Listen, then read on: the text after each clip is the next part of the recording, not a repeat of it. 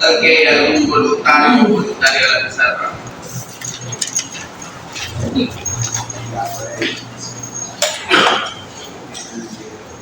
De un momento, Llegó mi momento. Sí, ya le traigo. Tómale con el modo documento. Está posando, Está posando. está bien. Aprende para un micrófono.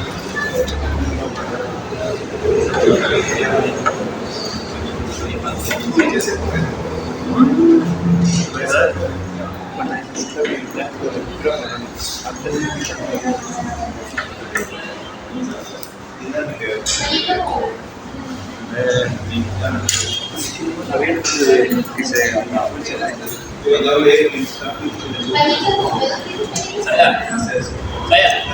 Toma para que no. Usaste que es estaba en la piel. Ella que estaba allá. Pañitos húmedos. Al frente de no, pero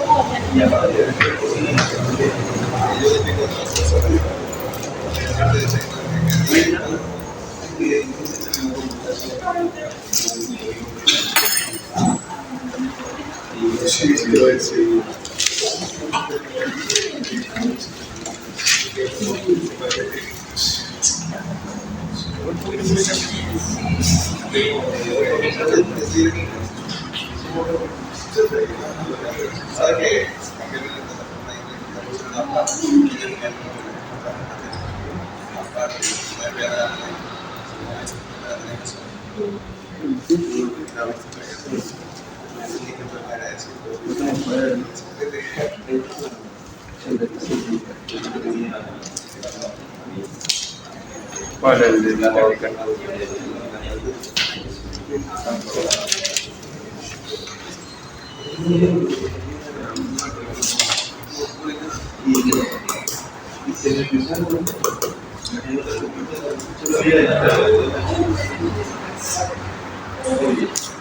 Y está una responsabilidad.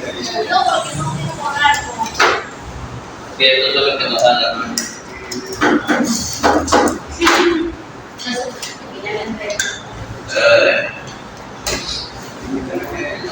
Carioca, los picos, esos son mejores, peligros.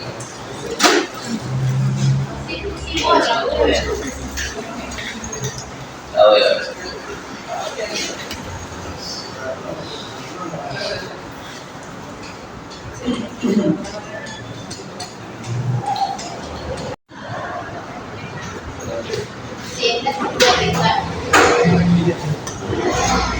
Ok. Volvemos a mecánica de suelo 1. Arrancamos con un concepto más básico a nivel de repaso. Miramos un determinado peso, suelo que tiene un determinado volumen y un determinado peso. Y acá tenemos una representación de sólido, esto es aire, esto es agua.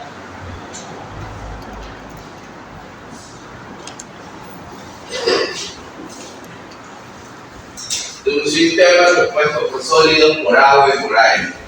¿Alguien me puede definir qué es un suelo? ¿Qué es?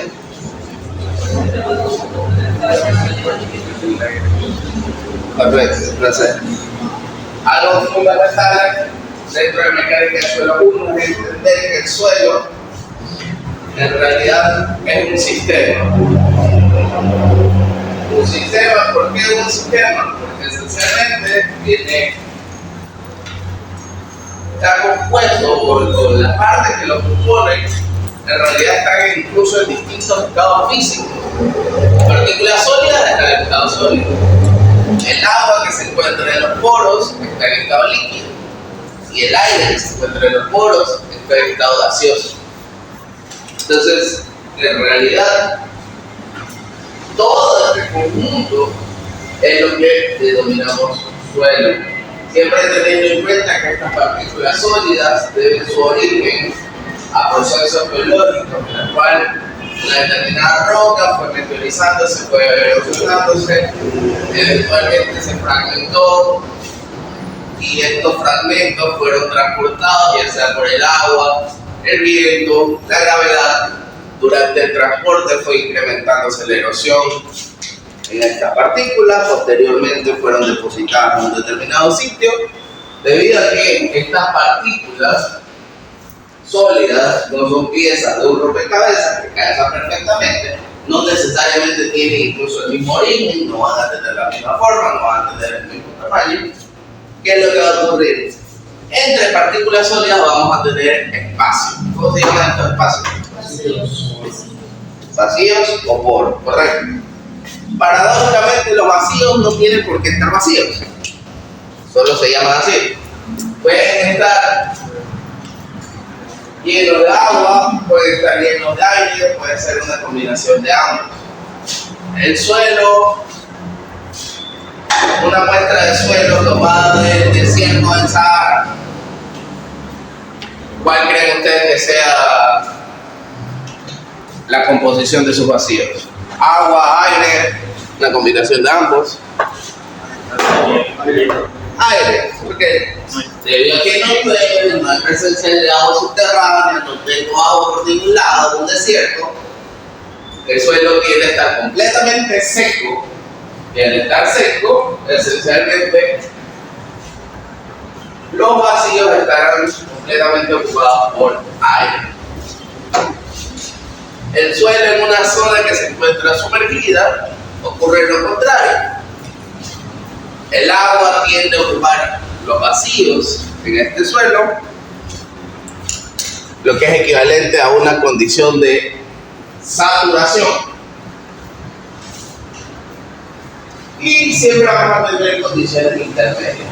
Si tomamos cualquier muestra de suelo aquí de la universidad, vamos a ver que en realidad tenemos materiales con grado de saturación de 40, 50, 60%, lo que significa que parte de los vacíos están llenos de aire, parte de los vacíos están llenos de agua. Entonces, es fundamental siempre tener en cuenta esta definición, porque entender esa definición nos permite entender muchas de las cosas que planteamos a lo largo de la misma definición de la vez nos permite plantear una serie de cosas fundamentales. La primera de ellas se basa en el volumen y no es otra cosa que el volumen total de un suelo, es la suma del volumen del aire más el volumen del agua más el volumen de los sólidos. Y que el peso total de un suelo es igual al peso de los sólidos más el peso del agua. Obviamente el peso del aire es despreciable, por eso no se lo incluye. A partir de estas dos ecuaciones fundamentales de la mecánica del suelo, podemos empezar a establecer otras relaciones sumamente importantes también, tanto en función del peso como del volumen. Y tenemos aquí representado con una letra E a un parámetro. ¿Cómo se llama? Relación de vacíos. Correcto, relación de vacíos. Con la letra L, Porosidad. porosidad. Son muy parecidos, pero no son lo mismo. Esencialmente, la porosidad y la relación de vacíos buscan representar o dar como una especie de medida, a pesar de que son parámetros adimensionales, porque estoy dividiendo un volumen por un volumen, un volumen por un volumen, entonces va a ser adimensional. A pesar de que son parámetros adimensionales, buscan dar una medida de el porcentaje de vacíos que tenemos con una determinada muestra de suelo. ¿Ok? Con una letra S mayúscula ¿cómo se llama eso? Grado de saturación. Volumen del agua dividido por el volumen de vacío. Esencialmente, el grado de saturación representa, bueno, del volumen de vacíos disponibles, qué porcentaje está siendo ocupado por el agua. Lo que quiere decir, si tengo un grado de saturación del 60%, significa que el 40% del volumen de vacío está siendo ocupado por aire. Con una W minúscula. ¿Qué parámetro es? ¿Seguros? 0.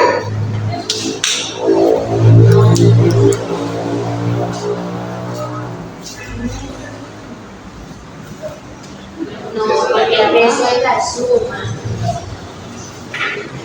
¿Qué estamos relacionando aquí?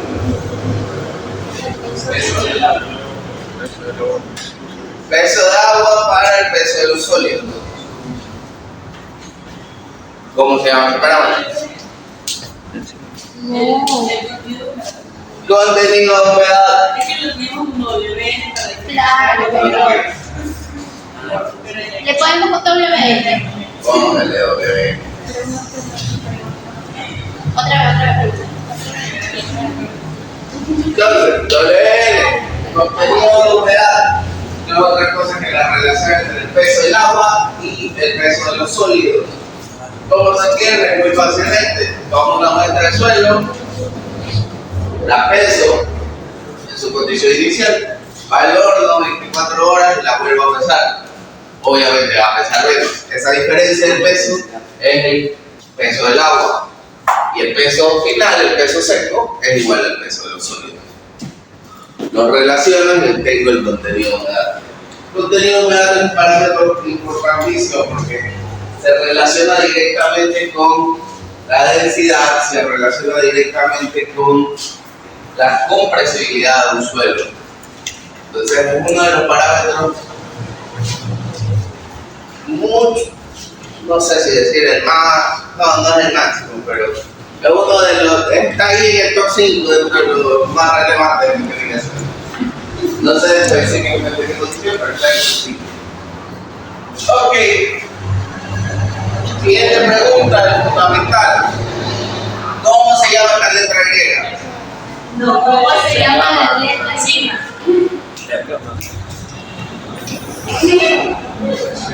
Cero. Gamma. Gamma. Sí, es como la T. La que no es como la T, es así. Nunca usamos sigma para todo eso. Sí usamos. Sí usamos.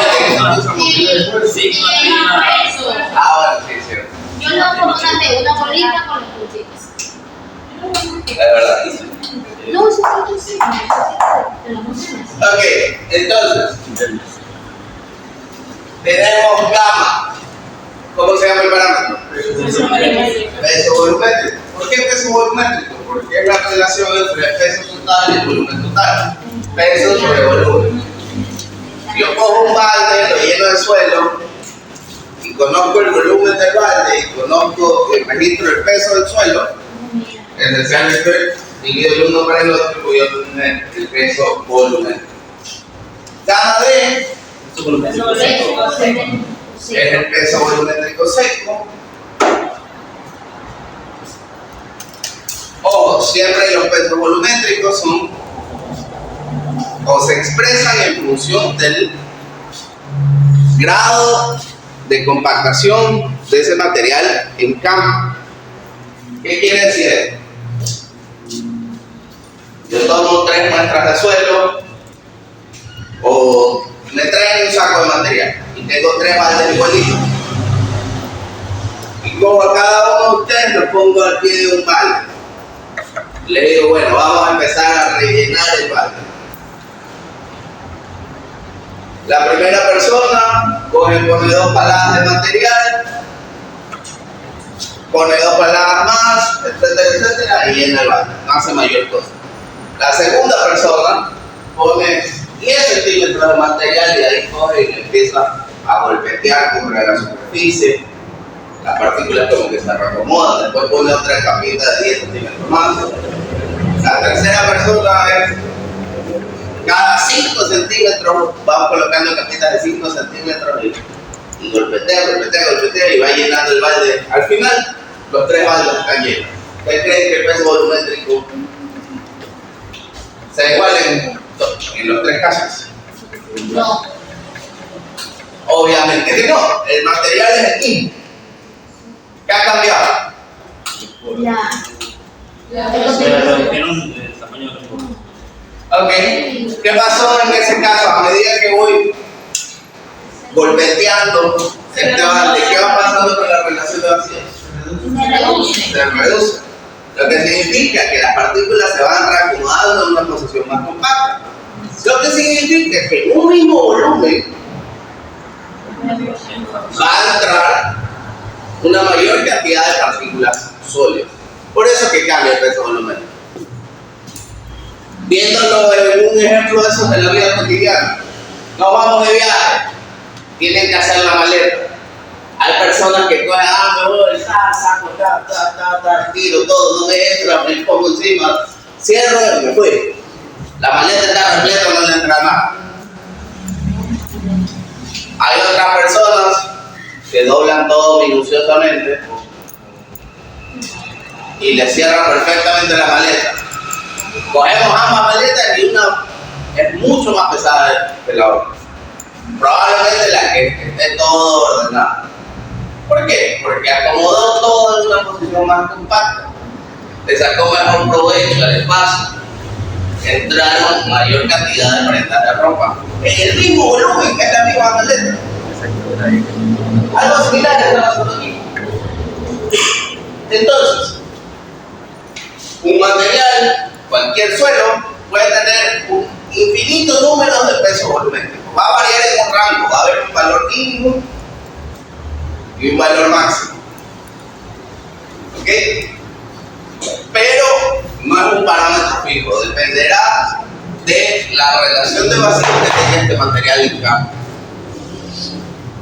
Es más, si te acuerdas, unidad 4 de este curso es compactación de suelo, que ese es el principio básico de compactación. Lo que buscamos en la compactación es minimizar esta relación de vacío, de forma que las partículas alcancen su posición más compacta, por eso es compactación. Siguiente ecuación, S por E es igual a W por GS. ¿Qué significa S? ¿Qué es? Gravedad específica, correcto. Especialmente es una ecuación que relaciona la multiplicación entre grado de saturación y la relación de vacío y el contenido de humedad por la gravedad específica. Esta letra griega, ¿cómo se llama? Rho. ¿Qué parámetro expresa? Ok. La densidad es la relación entre la masa y el volumen. No confundir con peso volumétrico, que es la relación entre peso y volumen. ¿Son parecidos los parámetros? De cierta forma, son como que si fueran primos hermanos, pero no son lo mismo. Porque el peso y el volumen, y el peso y la masa físicamente no son lo mismo. Entonces hay que tener cuidado de no confundir. De forma similar, así como tengo un peso volumétrico en condición de humedad natural, tengo una densidad, así como tengo un peso volumétrico seco, tengo una densidad. ¿Ok? Entonces estas son las principales relaciones fundamentales. En función de estas podríamos plantear un sinnúmero de otras ecuaciones, pero son los principales parámetros que se tienen en cuenta dentro del mecanismo de suelo. Otra persona en la pizarra, por favor.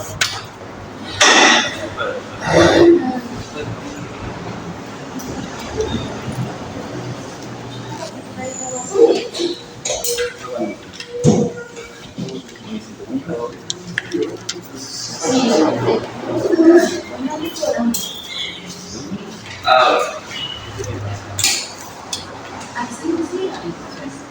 más o menos, no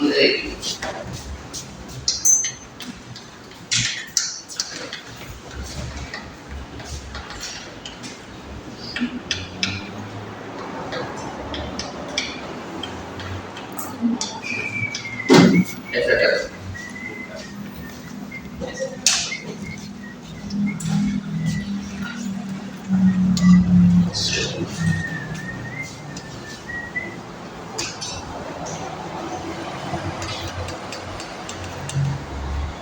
Básicamente, a ver, primero, aspectos importantes. La curva granulométrica es una gráfica que escala serie y logaritmo. Es decir, que tiene la gente que tiene que la logaritmo, el eje de y. En el eje de las X vamos a tener el tamaño de grano o tamaño de partícula. ¿Ok? El Y, por lo general. El eje de la Y voy a tener el porcentaje de pico, pero que es lo mismo el pasante. Esto está en porcentajes. Siempre va a ir de 0 al 100%. Entonces, fíjate, el eje de la X va invertido, va de 10 hasta el valor más pequeño.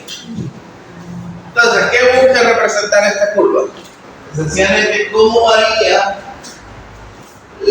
el tamaño de las partículas dentro de una muestra de suelo? Pongamos un ejemplo burdo. Yo cojo en este grupo de estudiantes y les digo, a ver, hagan una fila de los que midan entre 1,50 m y 1,55 m, otra fila de los que estén entre 1,55 m y 1,60 m, otra de 1,60 m a 1,65 m, otra de 1,65 m a 1,70 m y así sucesivamente, de tal forma que abarco desde el más chiquito hasta el más grande. ¿Ok? En unas filas voy a tener 2 estudiantes, en otras voy a tener 4 o 5 estudiantes y así sucesivamente. Y busco representar eso gráficamente. Es más o menos lo que busca representar la curva de la. ¿Cómo va a variar el tamaño de estas partículas en una determinada muestra de suelo? ¿Ok? Entonces, la forma de la curva de granulométrica en sí misma nos dice muchas cosas. Cuando vemos que la curva de granulométrica tiene una forma de este tipo, donde la transición es bastante suave, gradual, ¿qué se dice del suelo? ¿Es bien o mal gradado? Es bien gradado. ¿Por qué? Porque significa que tengo más o menos la misma representación porcentual de todos los tamaños de partículas. Si veo que esta curva empieza gradualmente, de ahí cae drásticamente, de ahí se continúa gradualmente, ese es un suelo mal graduado, el cual específicamente se llama brecha de clasificación, cuando hay un cambio brusco en la curva. ¿Por qué brecha de clasificación? Porque significa que donde hay el cambio brusco son partículas de suelo que no tengo presente ese tamaño. Si tengo una curva que es prácticamente plana, que la transición es como que si fuera, tiende a ser casi una recta, ¿no? ¿Es bien o mal gradado? Mal gradado. ¿Y qué representaríamos ahí? Especialmente un suelo donde sus partículas sólidas tienden a ser prácticamente uniformes. ¿Por qué bien o mal gradado? ¿Por qué lo bueno, por qué al que le decimos bien es termina siendo bueno y por qué lo otro no? Especialmente un suelo bien gradado implica que más o menos la distribución de tamaño de partículas porcentualmente es similar, lo que significa que en los espacios vacíos que dejen las partículas de mayor tamaño será ocupado por partículas de un tamaño menor y así sucesivamente. Producto de esto, el suelo tiende a alcanzar una condición mucho más compacta y por lo tanto minimizar la relación de vacío. Entonces, como eso es lo que se busca, por ejemplo, cuando ejecutamos rellenos y ese tipo de cosas, una buena gradación es fundamental en ese tipo de casos. Que un suelo sea mal gradado significa que es un mal suelo. No necesariamente, no tiene por qué ser así. Básicamente una mala gradación se relaciona únicamente con la uniformidad en el tamaño de las partículas. Eso no significa que sea un suelo poco resistente o que sea un suelo que sea altamente compresible. No. Pero obviamente entre un suelo bien gradado y un suelo mal gradado, de características mecánicas similares, el bien gradado es más rigoso. ¿Qué más vemos aquí? Hay unos diámetros característicos que se tienen en la curva, de 10, 30, de 60. Se los obtiene esencialmente para calcular el coeficiente de uniformidad y el coeficiente de gradación. Y esos coeficientes, ¿cuándo son utilizados?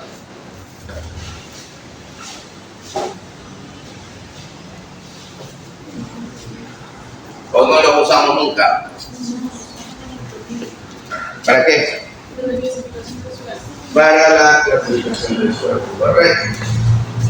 Coeficientes de uniformidad y de degradación que esencialmente representan numéricamente si un suelo es bien o mal gradado.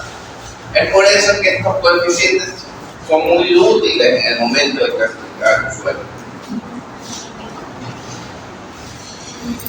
Esta curva granulométrica se complementa siempre con otro ensayo denominado límites de álgebra. Y vemos aquí lo siguiente. Vemos una recta que representa el contenido de humedad. Y vemos aquí distintos estados que van de sólido, semisólido, plástico y líquido. Y unas líneas que marcan unos límites. Entonces, ¿qué es un límite de álgebra? O un límite de consistencia. ¿Cómo lo podríamos definir?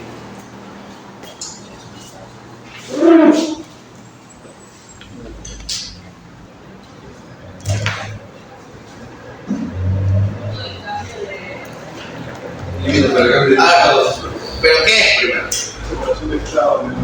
Ok, pero ¿qué es? ¿Qué parámetro? La humedad. Es un contenido de humedad. ¿Ok? No es cualquier contenido de humedad, ¿estamos de acuerdo? Sino que es un contenido de humedad el cual marca la transición entre un estado del suelo a otro estado. Entonces, el límite de contracción marca la transición entre el estado sólido y semisólido, y viceversa. El límite plástico marca la transición entre el estado semisólido y el estado plástico. Y el límite líquido marca la transición entre el estado plástico y el estado líquido. Entonces me acuerdo que yo utilizo siempre para explicar este siguiente ejemplo. Me da por dedicarme a la alfarería porque ya estoy viejo y quiero tener un hobby. Encargo, traigan un saco de arcilla, me traen un saco de arcilla y me lo dejan. Entonces yo cojo ahí una tina con una pala y empiezo a colocar ahí mi arcilla que está completamente seca. ¿En qué estado estoy? En estado sólido. Bien. Obviamente no voy a poder moldear absolutamente nada que hacer polvo con la arcilla. Entonces me empiezo a agregarle agua. Como soy nuevo en esta cuestión, agrego agua. Chuzo. Me quedó esto hecho una sopa, una crema de la que le da la familia. ¿En qué estado estaría ahí? Estaba líquido. ¿Qué significa? El contenido de humedad que se aplicaba a esa muestra de suelo, porque la arcilla es un suelo, ha sido muy alto. Entonces, ¿qué empieza a hacer? Cojo más arcilla, le empiezo a poner, etc. Al incrementar el número de partículas sólidas, el contenido de humedad va a reducirse, porque acuérdense que el contenido de humedad no es otra cosa que la relación entre ¿qué? El peso del agua y el peso del suelo. Si el peso del agua es el mismo, pero como más sólido, el contenido de humedad baja. Y empieza a transicionar al estado plástico, donde esencialmente esa arcilla, que ya era más un fluido, empieza a comportarse como que si fuera una masa, una plastilina. Ya se vuelve moldeable, hago ahí un cenicero, hago un jarrón, no sé lo que sea, una olla, termino mi artesanía. ¿Qué se hace? Hago un horno. ¿En qué estado está? Sigue en estado plástico. Pero el proceso de moldeo y que se gira, igual va generando que esa muestra vaya perdiendo humedad. Es por eso que va ganando como consistencia y va de cierta forma manteniendo la forma que se le está dando. Una vez que va al horno a una determinada temperatura por un tiempo, ¿qué ocurre? Termina nuevamente un estado sólido. La misma arcilla, que originalmente era un polvo y ahora es un plato, es un florero, es una olla, es una bandeja, lo que sea. Es el mismo suelo, pero ha cambiado completamente su forma y ha cambiado drásticamente sus estados físicos en función del contenido de humedad. Entonces, ¿qué me dice eso? ¿En qué influye finalmente? ¿Por qué nos interesa? Porque esencialmente la plasticidad de un material se relaciona directamente con el contenido de humedad. Eso es por un lado. Y la plasticidad en sí misma es una característica del material. Entonces, la arcilla que utilizo para mis artesanías es un material de alta plasticidad. Pero ahora me traigo una arena esa del río que se utiliza para hacer hormigón. Intento ahí ponerla a moldear y por más agua que le ponga, nunca voy a poder hacer nada. ¿Por qué?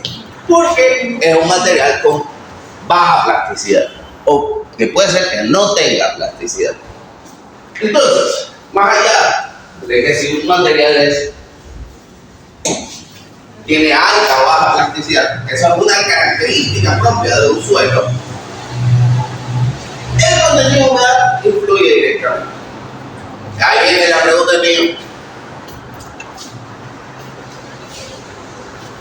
Es un material de alta plasticidad, lo que significa que es altamente compresible. Es decir, cuando lo aplique sobre cargas externas, va a tender a deformarse excesivamente. Pero estoy ubicado en un sitio donde no llueve, no tengo presencia de freático, no tengo presencia de agua, va a estar prácticamente seco el suelo. Su contenido de humedad del 10%. ¿Me preocupo o no me preocupo por los asentamientos?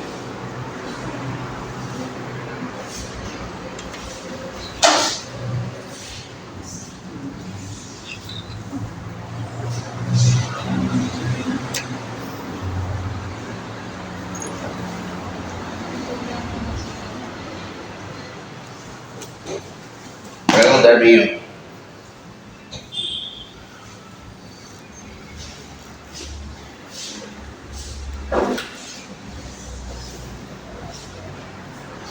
En todos los casos se tiene que preocupar por el asentamiento, pero en este caso específico, tal vez hay más bajo, no sé. Ok, ¿por qué? Porque Pero es un material de alta plasticidad.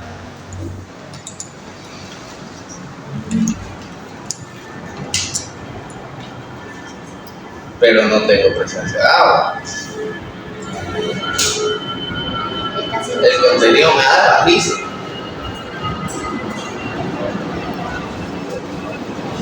¿A qué voy? La plasticidad es una propiedad de un material. Una propiedad. Algo propio. Entonces, un material puede ser de alta plasticidad, que es preocupante, pero no es preocupante solamente por el hecho de que sea alta o baja plasticidad. Creo que dependerá del contenido de humedad en sí. Entonces, un material de alta plasticidad, pero que va a estar sometido a un contenido de humedad muy bajo, esencialmente no es una condición preocupante para temas de asentamiento. ¿Ok? Podemos verlo de otra forma. Asentamiento por consolidación primaria, ¿qué es? Que el agua que se encuentra en los poros es expulsada, etcétera, etcétera. Pues si el material está seco, no va a expulsar nada, ¿verdad? No se va a comprimir. Entonces, pero al mismo material, si lo saturo, ahí sí se va a deformar como el diablo. Entonces, depende de las características. Es como que, digamos, yo por mi historial familiar soy propenso a ser diabético. Pero, pues, no digo que sea el caso, porque obviamente mi contextura no lo demuestra así. Pero no me gusta el azúcar, no como carbohidratos, no como. No. Entonces, puede ser que sea propenso a algo, pero la verdad mis condiciones de vida no dan para caer en eso. Entonces, de cierta forma no es lo más preocupante. Una cosa es ser propenso a algo, otra cosa es que se den las condiciones para llegar a una condición preocupante. Y reggae. ¿Cómo? Si no hay ni humedad ni reggae, ¿por qué no va a haber asentamientos si también hay humedad en eso? No digo que no va a haber, Pero si no hubiera asentamientos. siempre va a haber deformación. Siempre se va a deformar. La deformación no va a ser excesiva. ¿A qué vamos con eso? Ante la misma sobrecarga de un material seco, supongamos se deforma un centímetro.